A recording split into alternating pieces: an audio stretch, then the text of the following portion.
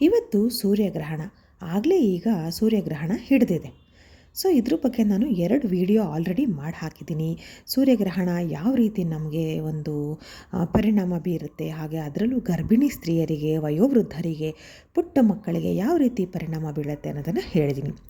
ಇನ್ನು ಕೆಲವೊಬ್ಬರು ನಾನು ಹೇಳಿದ್ದನ್ನು ನೋಡಿದ್ದೀನಿ. ಅದೇನು ಅಂದರೆ ಕೆಲವು ರಾಶಿಗಳಿಗೆ, ಕೆಲವು ನಕ್ಷತ್ರಗಳಿಗೆ ಒಂಥರ ಮರಣಕಂಟಕ ಯೋಗ ಇದೆ, ಒಂದು ಕಂಟಕ ಯೋಗ ಇದೆ. ಹಾಗೆ ಕೆಲವು ನಕ್ಷತ್ರಗಳಿಗೆ ತುಂಬಾ ಆರ್ಥಿಕ ಪರಿಸ್ಥಿತಿ ಕಮ್ಮಿ ಆಗ್ತಾ ಹೋಗುತ್ತೆ. ಈ ರೀತಿ ಆರೋಗ್ಯದ ಮೇಲೆ ಸಮಸ್ಯೆಯನ್ನು ಬೀಳ್ತಾ ಹೋಗುತ್ತೆ. ಈ ಸಲ ಬಂದಿರುವಂತಹ ವರ್ಷದ ಮೊದಲೇ ಸೂರ್ಯಗ್ರಹಣ ಅಂದರೆ ಇವತ್ತೇನು ನಡೀತಾ ಇದೆ, ಹಿಡಿದಿದೆ, ಅದು ಇಷ್ಟೆಲ್ಲ ಕೆಟ್ಟ ಪರಿಣಾಮಗಳಿದೆ ಅನ್ನೋದನ್ನು ನಾನು ಸುಮಾರು ವಿಡಿಯೋಗಳನ್ನ ನೋಡಿದೆ. ನಿಜವಾಗ್ಲೂ ಹೇಳ್ತೀನಿ, ಯಾರು ಯಾವ್ಯಾವುದೋ ವಿಡಿಯೋಗಳನ್ನ ನೋಡಿ ನಿಮ್ಮ ಮನಸ್ಸನ್ನು ಹಾಳು ಮಾಡ್ಕೊಳ್ಬೇಡಿ, ದೈಹಿಕವಾಗಿ ಹಾಗೆ ಮಾನಸಿಕವಾಗಿ. ಯಾಕೆ ಹೇಳ್ತಾ ಇದ್ದೀನಿ ಅಂತಂದರೆ, ದೈಹಿಕವಾಗಿ ಅಂತಲೂ ಕೂಡ ಯಾಕೆ ಹೇಳಿದೆ ಅಂತಂದರೆ, ಅವ್ರು ಹೇಳ್ತಾರೆ ಪೂರ್ತಿ ದಿನ ಉಪವಾಸ ಇರಬೇಕು, ಇವತ್ತಿನ ಗ್ರಹಣ ನಾಳೆಗೂ ಕೂಡ ಉಪವಾಸ ಇರಬೇಕು ಎಷ್ಟೋ ಗಂಟೆಗಳ ಕಾಲ ಅಂತ. ಖಂಡಿತ ಆ ಥರ ಎಲ್ಲ ಮಾಡಬೇಡಿ. ಇನ್ನು ಮಾನಸಿಕವಾಗಿ ಕೆಲವರು ಕುಗ್ಗಿ ಹೋಗ್ಬಿಡ್ತೀರ, ಅಯ್ಯೋ ಸೂರ್ಯಗ್ರಹಣ ಅಂದರೆ ಹೆದರಿಕೆ, ಭಯ ಅಂತ. ಗ್ರಹಣ ಇದ್ದಾಗ ಸ್ವಲ್ಪ ಭಯ ಇರುತ್ತೆ. ವಿಶೇಷವಾಗಿ ನಾನು ಹೇಳ್ದಂಗೆ ಗರ್ಭಿಣಿ ಸ್ತ್ರೀಯರಿಗೆ ಮಾತ್ರ ಒಂದು ಸ್ವಲ್ಪ ಹೊರಗಡೆ ಹೋಗಬಾರ್ದು ಅನ್ನೋ ರೀತಿ ಇರುತ್ತೆ ಅಷ್ಟೇ ಹೊರತು, ಅದು ಬಿಟ್ಟು ಇನ್ಯಾವುದೇ ರೀತಿಯಲ್ಲಿ ಭಯ ಅನ್ನೋದಿಲ್ಲ. ನಾನು ಆಲ್ರೆಡಿ ಇದಕ್ಕೋಸ್ಕರ ಅಂತಲೇ 2 ವಿಡಿಯೋ ಮಾಡಿ ಹಾಕಿದ್ದೀನಿ. ಯಾರು ಯಾವ್ಯಾವುದೋ ಒಂದು ಅರ್ಥವಿಲ್ಲದ ವಿಡಿಯೋಗಳು ಅಂದರೆ ಸುಮ್ಮನೆ ನಿಮ್ಮ ದಾರಿ ತಪ್ಪಿಸೋವಂಥ ವಿಡಿಯೋಗಳನ್ನ ನೋಡಿ ಯಾರೂ ಭಯ ಪಡಬೇಡಿ. ಇದ್ದಿದ್ದೇ ಹೌದಾದರೆ ನಾನು ಖಂಡಿತ ಹೇಳ್ತೀನಿ, ಅಥವಾ ಇದ್ದಿದ್ದನ್ನು ಇದ್ದಂಗೆ ಹೇಳಬೇಕು. ಆಯಿತಾ? ಸೊ ಅದಕ್ಕೆ ನಾನು ಈಗಲೂ ಹೇಳ್ತಾ ಇದ್ದೀನಿ, ಸೂರ್ಯಗ್ರಹಣ ಈಗ ಹಿಡಿದಿದೆ, ಕರೆಕ್ಟಾಗಿ ಹಿಡಿದಿರೋ ಸಮಯ. ಈ ಸಮಯದಲ್ಲಿ ಗರ್ಭಿಣಿ ಸ್ತ್ರೀಯರು ಆದಷ್ಟು ಮನೆ ಒಳಗಡೆ ಇರಿ. ಈ ಒಂದು ಸೂರ್ಯಗ್ರಹಣ ನಮ್ಮ ಭಾರತದಲ್ಲಿ ಗೋಚರವಿಲ್ಲ. 3ನೇ ವಿಡಿಯೋದಲ್ಲೂ ಕೂಡ ನಾನು ಇದೇ ಹೇಳ್ತಾ ಇದ್ದೀನಿ, ನಮಗೆ ಈ ಒಂದು ಸೂರ್ಯಗ್ರಹಣ ಇಲ್ಲ. ಆದರೆ ಇವತ್ತು ಅಮಾವಾಸ್ಯೆ ದಿನ ಈ ಒಂದು ಸೂರ್ಯಗ್ರಹಣ ಬಂದಿರೋದ್ರಿಂದ ಸ್ವಲ್ಪ ಎಫೆಕ್ಟ್ ಇರಬಹುದು. ಹಾಗಾಗಿ ಇನ್ಯಾರೂ ಏನು ಭಯಪಡೋ ಅವಶ್ಯಕತೆ ಇಲ್ಲ. ಯಾವುದೇ ದೇವಸ್ಥಾನಗಳು ಕೂಡ ಬಾಗಿಲು ಹಾಕಿಲ್ಲ, ಅಥವಾ ಯಾವುದೇ ರೀತಿ ಏನು ಈ ಗ್ರಹಣದಿಂದ ಎಫೆಕ್ಟ್ ಅಂದ್ಬಿಟ್ಟು ಯಾರೂ ಬಾಗಿಲು ಮುಚ್ಕೊಂಡು ಮನೆಗೆ ಹೋಗಿಲ್ಲ. ಎಲ್ಲವೂ ಕೂಡ ಬಾಗಿಲು ತೆಗೆದೇ ಇದೆ. ಹಾಗಾಗಿ ನಾನು ಹೇಳೋದು, ಗರ್ಭಿಣಿ ಒಬ್ಬರು ಮಾತ್ರ ಹೊರಗಡೆ ಬರದೇ ಇದ್ದರೆ ಆಯಿತು. ಹಾಗೆ ಗರ್ಭಿಣಿ ಸ್ತ್ರೀ ಆದವಳು ಇವತ್ತು ಸಂಜೆ ಯಾವ ಸ್ತೋತ್ರವನ್ನು ಹೇಳಬೇಕು, ದೇವರ ಮನೆಯಲ್ಲಿ ಕೂತ್ಕೊಂಡು ಹೇಗೆ ಭಜನೆಯನ್ನು ಮಾಡಬೇಕು, ಅಥವಾ ಯಾವ ದೇವರ ಜಪವನ್ನು ಮಾಡಬೇಕಂತ ನಾನು ಆಲ್ರೆಡಿ ನನ್ನ ಹಿಂದಿನ ವಿಡಿಯೋದಲ್ಲಿ ಹೇಳಿದ್ದೀನಿ. ಯಾರಿಗಾದರೂ ಆಸಕ್ತಿ ಇತ್ತು ಅಂದರೆ ದಯವಿಟ್ಟು ಒಮ್ಮೆ ಚೆಕ್ ಮಾಡಿ ನೋಡಿ. ಆದರೆ ಯಾವುದೇ ರೀತಿ ಗಾಬರಿ ಪಡಬೇಡಿ. ಕೆಲವರು ತುಂಬ ಗಾಬರಿಯಾಗಿ ಮಲ್ಕೊಳ್ಬೋದಾ, ಊಟ ತಿಂಡಿ ಮಾಡಬಹುದಾ, ಹೀಗೆ ಸ್ನಾನ ಮಾಡಬಹುದಾ, ಹೀಗೆಲ್ಲ ಒಂದು ಪ್ರಶ್ನೆ ಕೇಳ್ತೀರಿ. ಖಂಡಿತ ತಪ್ಪಿಲ್ಲ.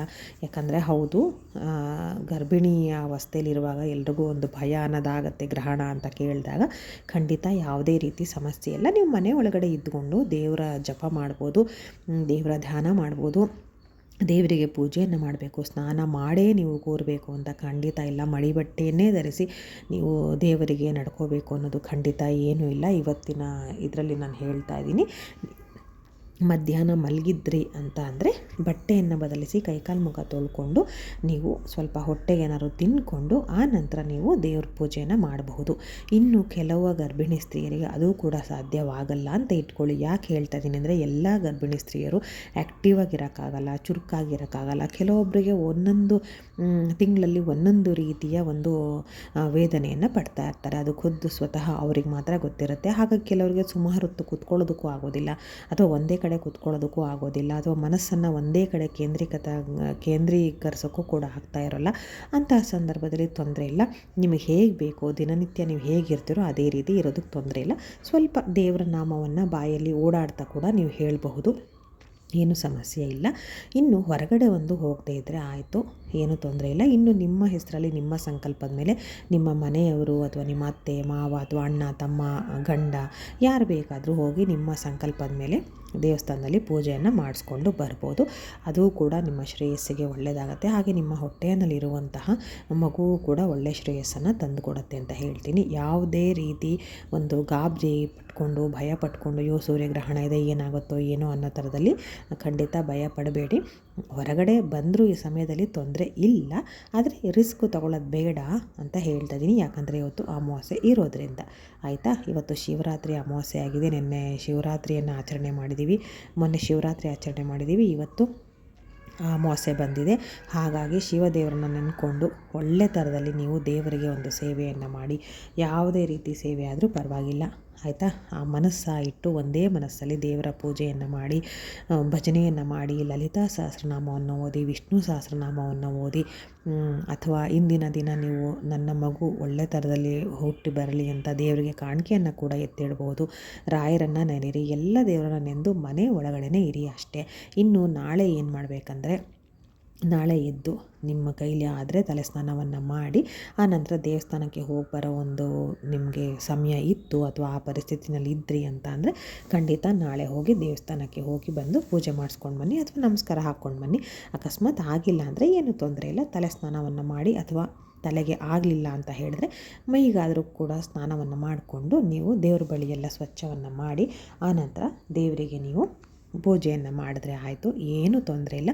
ನಾರ್ಮಲ್ಲು ಪ್ರತಿದಿನ ನೀವು ಹೇಗೆ ಇರ್ತಾಯಿದ್ರೋ ಅದೇ ರೀತಿ ಇರಬಹುದು. ಅದಕ್ಕೇನು ಗಾಬರಿಯಾಗಿ ಭಯಪಟ್ಟು ಏನೇನೋ ಮಾಡೋಕ್ಕೆ ಹೋಗಿ ಏನೋ ಮಾಡ್ಕೋಬೇಡಿ. ಯಾವ್ಯಾವ್ದೋ ವೀಡಿಯೋನ ನೋಡಿ ಭಯಪಡಬೇಡಿ. ಇನ್ನು ನೆಕ್ಸ್ಟು ಮುಂದೆ ಒಂದು ಗ್ರಹಣ ಬರೋದ್ರಲ್ಲಿದೆ, ಮಾರ್ಚ್ 3ನೇ ತಾರೀಕು. ಅದು ನಮಗಿದೆ ಅಂತ ಹೇಳ್ತಾ ಇದ್ದಾರೆ. ಅದ್ರ ಬಗ್ಗೆ ಏನು ಅಂತ ನೋಡಿ, ಅದ್ರ ಬಗ್ಗೆ ಕೂಡ ನಾನು ಮುಂಚಿತವಾಗಿ ವೀಡಿಯೋನ ಮಾಡಿ ಹಾಕ್ತೀನಿ. ಯಾರ್ಯಾರು ನನ್ನ ವೀಡಿಯೋನ ರೆಗ್ಯುಲರಾಗಿ ನೋಡ್ತೀರಾ ಖಂಡಿತ ನೋಡಿ ಅದ್ರ ಬಗ್ಗೆ ತಿಳ್ಕೊಳ್ಳಿ. ಯಾವುದೇ ರೀತಿ ಭಯ ಅಂತೂ ಬೇಡ. ಎಲ್ಲ ಸಮಸ್ಯೆಗಳಿಗೂ ಅದರದ್ದೇ ಆದ ಒಂದು ಪರಿಹಾರ ಅನ್ನೋದು ಇದ್ದೇ ಇರುತ್ತೆ. ಅದರಲ್ಲೂ ದೇವ್ರ ಮೂಲಕ ಹೋದಾಗಂತೂ 100% ಒಳ್ಳೆ ಪರಿಹಾರನೇ ಇದ್ದೇ ಇರುತ್ತೆ. ಸೊ ಹಾಗಾಗಿ ಗಾಬರಿ ಆಗೋದು ಬೇಡ, ಭಯ ಪಡೋದು ಬೇಡ. ದೇವರ ನಾಮ ಜಪವನ್ನು ಮಾಡಿ, ಅಕಸ್ಮಾತ್ ನಿಮ್ಮ ಫ್ರೆಂಡ್ಸು ಯಾರು ಕೂಡ ಗರ್ಭಿಣಿ ಆದವರಿದ್ದರೆ ಅವ್ರಿಗೂ ಕೂಡ ಈ ವಿಷಯವನ್ನು ತಿಳಿಸಿ ಅಥವಾ ವಿಡಿಯೋನ ಶೇರ್ ಮಾಡಿ, ಅವ್ರಿಗೂ ಕೂಡ ಹೆಲ್ಪ್ ಆಗಲಿ. ಹೆದರ್ಕೊಂಡು ಭಯಪಟ್ಕೊಂಡು ಇದು ಮಾಡಬೇಡಿ. ಆಮೇಲೆ ನೀವು ದೇವರು ಪೂಜೆ ಮಾಡಿಲ್ಲ ಅಂದರೆ ಮನೆಯಲ್ಲಿ ಕೆಲಸಗಳನ್ನು ಕೂಡ ಮಾಡ್ಬೋದು. ತರಕಾರಿ ಹೆಚ್ಚೋದಾಗಲಿ, ಬಟ್ಟೆ ಮರ್ಚೋದಾಗಲಿ, ಮಾಮೂಲಿ ನೀವು ದಿನನಿತ್ಯ ಏನು ಕೆಲಸ ಮಾಡ್ತೀರ. ಅದು ಯಾಕೆ ಇದನ್ನು ಹೇಳಿದೆ ಅಂದರೆ, ಒಬ್ಬರು ಯಾರೋ ಪ್ರಶ್ನೆ ಮಾಡಿದ್ರಿ ತರಕಾರಿ ಕಟ್ ಮಾಡಿದೆ ತೊಂದರೆ ಇಲ್ವಾ ಅಂತ. ಸಾಮಾನ್ಯವಾಗಿ ಆ ಭಯ ಇರುತ್ತೆ ಎಲ್ಲ ಗರ್ಭಿಣಿಯರಿಗೂ ಗ್ರಹಣ ಅಂದ ಕೂಡಲೇ, ಅದಕ್ಕೆ ಹೇಳ್ತಾ ಇದ್ದೀನಿ. ಆ ರೀತಿ ಏನಂದರೆ ಏನೇನೂ ಇಲ್ಲ. ಯಾವುದೇ ರೀತಿ ಭಯ ಪಡಬೇಡಿ. ಚೆನ್ನಾಗಿ ನಿಮಗೆ ದೇವ್ರ ಸೇವೆ ಎಷ್ಟು ಮಾಡೋಕ್ಕಾಗುತ್ತೆ, ದೇವ್ರ ಭಜನೆ ಎಷ್ಟು ಮಾಡೋಕ್ಕಾಗತ್ತೆ ಅಷ್ಟು ಮನಸ್ಸೋ ಇಚ್ಛೆ ಮಾಡಿ, ಆಮೇಲೆ ರಾತ್ರಿ ಹೊಟ್ಟೆ ತುಂಬ ಊಟ ಮಾಡಿ ಉಪವಾಸ ಮಲಗಬೇಕು ಅಥವಾ ಫಲಾಹಾರ ಸೇವಿಸಬೇಕು, ಅನ್ನ ಸೇವಿಸಬಾರ್ದು ಅನ್ನೋದು ಇವತ್ತೆಲ್ಲ ಖಂಡಿತ ಏನೂ ಇಲ್ಲ. ಇನ್ನು ಕೆಲವರು ಅಮಾವಾಸ್ಯೆ ಪೂಜೆ ಅಂತ ಏನಾದರೂ ವಿಶೇಷವಾಗಿ ನೀವು ಮಾಡ್ಕೊಂಡು ಬಂದಿದ್ರೆ ಅದು ನನಗೆ ಗೊತ್ತಿಲ್ಲ. ಆ ಪದ್ಧತಿಯಲ್ಲಿ ಏನಾದರೂ ಇದ್ದರೆ ಅದು ನನಗೆ ಗೊತ್ತಿಲ್ಲ. ಸೊ ಅದು ಬಿಟ್ಟು ನೀವು ಈ ರೀತಿಯಲ್ಲಿ ನೆಮ್ಮದಿಯಾಗಿ ರಾತ್ರಿ ಹೊಟ್ಟೆ ತುಂಬ ಊಟ ಮಾಡಿಕೊಂಡು ರಾತ್ರಿ ತುಂಬ ನಿದ್ದೆ ಮಾಡಿ, ಯಾವುದಕ್ಕೂ ಭಯ ಪಡಬೇಡಿ, ಗಾಬರಿ ಪಡಬೇಡಿ. ಈ ಒಂದು ಸೂರ್ಯಗ್ರಹಣ ಯಾರ ಮೇಲೂ ಯಾವುದೇ ರೀತಿ ಪರಿಣಾಮ ಬೀರೋದಿಲ್ಲ. ಆಯಿತಾ. 100% ಹೇಳ್ತಾ ಇದ್ದೀನಿ. ನೀವು ದೇವ್ರ ಪೂಜೆ, ದೇವ್ರ ನಂಬದಷ್ಟು ಎಷ್ಟೊಂದು ಕೆಟ್ಟ ಗಳಿಗೆಗಳು ಕಳೆದು ಹೋಗುತ್ತೆ, ಕೆಟ್ಟ ಸಮಯಗಳು ಕಳೆದು ಹೋಗುತ್ತೆ. ಕೆಟ್ಟದ್ದು ಆಗ್ತಾಯಿದ್ರು ಕೂಡ ಅದು ಒಳ್ಳೆಯದಾಗಿ ಹೋಗುತ್ತೆ. ದೇವ್ರು ನಂಬ್ಕೊಳ್ಳಿ ಅಷ್ಟೇ. ಇನ್ನೇನಾದರೂ ಡೌಟ್ ಇತ್ತು ಅಂದರೆ ಕಮೆಂಟಲ್ಲಿ ಕೇಳಿ, ಖಂಡಿತ ನಾನು ನನಗೆ ತಿಳಿದಿದ್ದನ್ನು ತಿಳಿಸ್ತೀನಿ. ಮತ್ತೆ ಮುಂದಿನ ವೀಡಿಯೋದಲ್ಲಿ ಸಿಗ್ತೀನಿ.